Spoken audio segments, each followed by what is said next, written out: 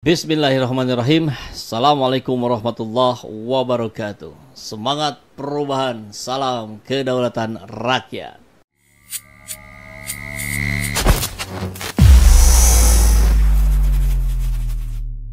Mereka pun dapat juga begini, Pak. Iya. Pak, coba begini. Saya mau menerangkan pada tanggal 20 Januari 2024 pukul 15 saya beristirahat siang di rumah saya. Ada orang datang di Medan, Pak. Oh, di Medan. Nah, berdialog ternyata Kepling lingkungan 1, Pak. Kepala? Yang bernama Supriyadi. Kepala lingkungan. Nah, menyatakan ini ada beras bansos, tapi nanti untuk 02. Jangan lupa, nanti untuk 02. Dialog tersebut saya naik kemarahan saya, karena saya mantan pengurus PAC PDI Perjuangan Kecamatan Medan Petisa. Ya, nggak sesuai dengan hati Bapak. Langsung saya keluar dari kamar, menemui Kepling lingkungan 1, mengatakan, mengadiknya, kamu jangan paksa-paksa. Akhirnya diterima oleh Bapak. Nah, ini udah ditinggal, Pak. Oh, Dia ditinggal. keluar aja, langsung meninggalkan rumah. Baik, ini dijadikan barang bukti. Ya, nah, ini barang bukti, Pak. Beras dari Bulog, tapi ada logo stiker Prabowo Gibran. Jelang hari penyoblosan, tetangga saya mendapat lagi amplop berisi uang Rp50.000 yang membagikan langsung Kepling, tapi Kepling tidak lagi singgah ke rumah saya. Demikianlah yang saya sampaikan ini, saya siap disumpah. Kan sudah disumpah tadi. Iya. Ada aparat yang dipimpin camat yel-yelan memakai baju Prabowo Gibran di malam hari. Waktunya jam 9. Tempatnya di ketua RW. Yang memimpin, yang mengatakan 1, 2, 3-nya Pak Camat. Yang baris kepala desa dan perangkat desa. Ketua sekretariat PPS. Camat mana, Pak? Camat Kecamatan Munjul, Kabupaten Pandeglang. Namanya siapa itu? Haji Rudianto SH, Pak Camat. Yang baris kepala desa dan perangkat desa, ketua sekretariat PPS. Camat mana, Pak? Camat Kecamatan Munjul, Kabupaten Pandeglang. Namanya siapa itu? Haji Rudianto SH. Kepala desanya Haji Eka Surya Setiawan. Anggota sekretariat PPS-nya Enjet, itu ketua RW 02. Orang tersebut dipimpin oleh Camat Rudianto SH, itu yang dikatakan 1, 2, 3, dan yang memimpin di barisan itu sekretariat PPS, orang sekretariat PPS Puji Setiabudi. Semua ada berapa itu? Semuanya ada 7 orang berikut camat, tapi yang di belakang masyarakat banyak gitu, Pak. Oh, berapa orang? Semua yang sudah ada bukti aja, yang sudah dipanggil ke Bawaslu itu kan saya tindak lanjuti, itu sudah 18 orang yang dipanggil. Saudara nggak ikut? Saya juga dipanggil, ikut hari pertama saya, hari kedua Pak Kepala Desa dan lain-lainnya itu hari kedua. Semuanya yang sudah dipanggil di Bawaslu itu 18 orang. Tapi sampai dengan hari ini saya tidak mendengar dan tidak tahu tindak lanjut itu seperti apa. Waktu kegiatan itu saudara ikut tidak? Waktu kegiatan di kampung saya melihat, karena itu di kampung saya, dekat saya.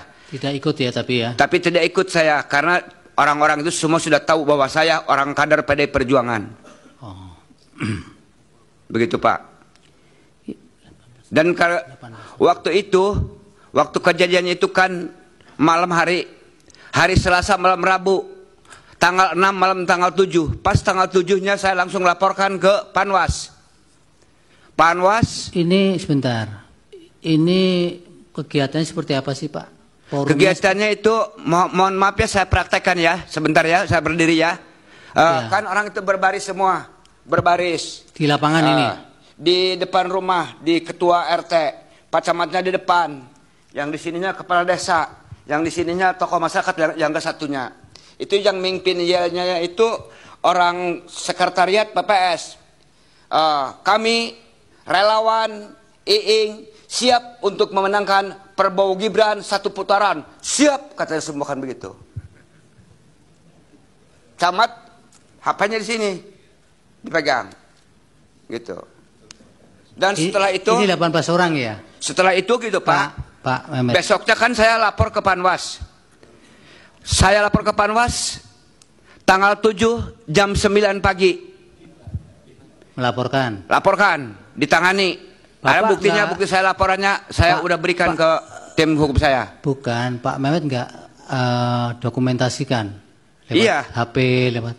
Iya, waktu saya lapor, saya foto itunya, dokumenkan gitu. Setiap itu saya ada. Foto Termasuk itunya itu apa? videonya ada, sudah saya serahkan ke tim hukum saya. Gitu.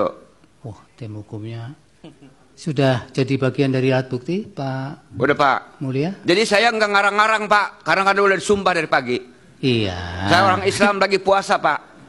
Jangan Iya. banyak pertanyaan yang berbulat-bulat nanti yang lain. Saya sejelasnya itu. Loh, Bapak di sini untuk ditanya. Karena saya nggak ngerti yang lain-lain selain daripada yang ada, yang saya alami, yang saya lihat. Iya. Saya nggak bisa ngarang, nggak bisa ngurangi, nggak bisa menambahi. Seperti Sudah, itu. Sudah, cukup. Kalau begitu. Iya. Pak iya sudah. Gimana Pak? Enggak ditanya lagi, nanti ditanya yang lain. Sekarang Pak Mufti. Apa yang dijelaskan, Pak? Baik, Yang Mulia, saya ingin menyampaikan terjadi ketidaknetralan dan keberpihakan Bupati, Wakil Bupati, Sekda, Kepala Dinas. Sahabat masjid, fa'aina tadhhabun, itu pertanyaan yang disampaikan oleh di Al-Quran, ya. Kemudian mempertanyakan, tentu bukan pertanyaan yang jawabannya absurd, tapi jelas, ya. Kita kan bicaranya hitam putih. Kalau bicara kebenaran maka ada ketidakbenaran. Ketika kita bicara yang hak maka ada yang batil. Kan begitu dalam kehidupan kita yang kita jalani sehari-hari. Maka ketika kita melihat bagaimana sepak terjang dari Mahkamah Konstitusi dan orang-orang pihak-pihak yang terlibat di dalamnya, pertanyaan ini saya kira berlaku juga. Fa'aina tadhhabun? Hendak kemana kalian akan pergi? Surga atau neraka? Tentu ini kita pertanyakan pada orang-orang yang sudah jelas-jelas melihat bahwa itu adalah cacat hukum, tapi tetap masih dibela. Siapa lagi kalau bukan Yusril Izzah Mahendra? Maka pertanyaan ini penting apalagi di bulan Ramadan kita kali ini. Fa'aina tadhhabun? Hendak kemana kalian pergi? Kita akan coba. Ada sebuah tulisan menarik. Nanti kita akan rangkai dengan kabar-kabar terkini. Dari Yasir Arafat Hazid. Jika ada sebuah teks pertanyaan tanpa jawaban di dalam Al-Quran, itu menunjukkan adanya jawaban penting yang harus ditanggapi. Profesor Dr. Kiai Haji Nasaruddin Umar MA. Hendak kemana kalian akan pergi? Fa'aina tadhhabun? Adalah sebuah pertanyaan Allah Subhanahu wa taala sebagaimana terdapat di surat At-Takwir ayat 26. Sebegitu sayang dan cintanya Allah Subhanahu wa taala kepada hambanya sampai dia bertanya, "Hendak kemana kalian pergi?"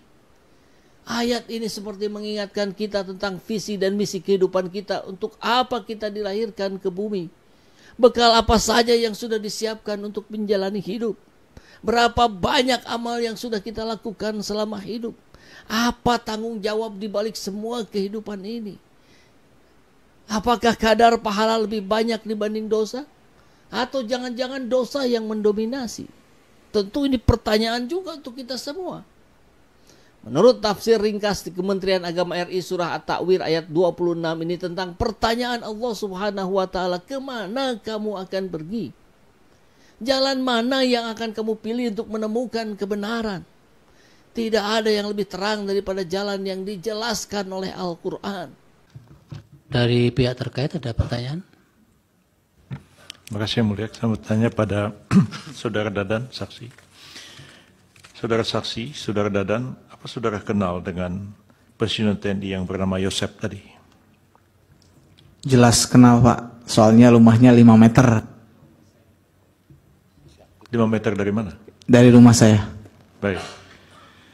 Saudara tahu Yosep ini apa ada punya afiliasi kepada partai? Apakah tidak? Apakah dia aparat desa atau siapa beliau? Tidak ada afiliasi ke partai, cuman dia pensiunan TNI aja. Pekerjaannya apa setelah pensiun itu? Iya di rumah. Saudara tahu nggak dari mana Pak Yosep itu mendapatkan beras tadi? Tidak tahu. Tidak tahu. Tidak tahu. Baik.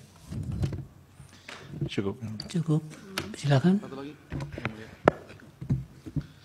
Ya, terima kasih. Ini ke Ibu Indah ya. Tadi mengenai intimidasi dari orang yang mengaku sebagai orang presiden ya, kalau tidak salah ya. Pada waktu itu langkah penyelesaiannya seperti apa? Dilaporkan nggak ke pihak kepolisian atau ada langkah penyelesaian lain gitu? Kami tidak melaporkan ke kepolisian. Kenapa pada waktu itu tidak dilaporkan? Kan diintimidasi waktu itu. Iya. Tidak ya? Karena kami juga merasa bias, karena yang datang itu apakah dari TNI atau Polri, kami tidak tahu, tapi yang jelas di jam 19.24 kami melaporkan secara internal kepada Ketua DPD, hanya itu yang kami lakukan. Oh gitu ya, baik.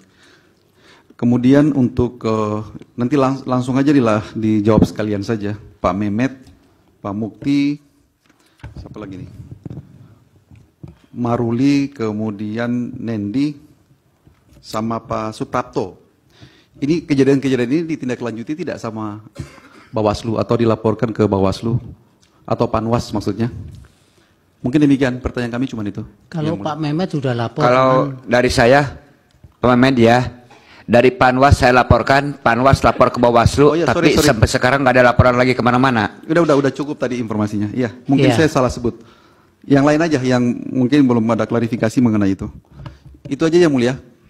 Terima kasih. Iya, ada yang lain dijawab. Ada tidak laporan ke Bawaslu yang Bapak lihat, Bapak alami itu?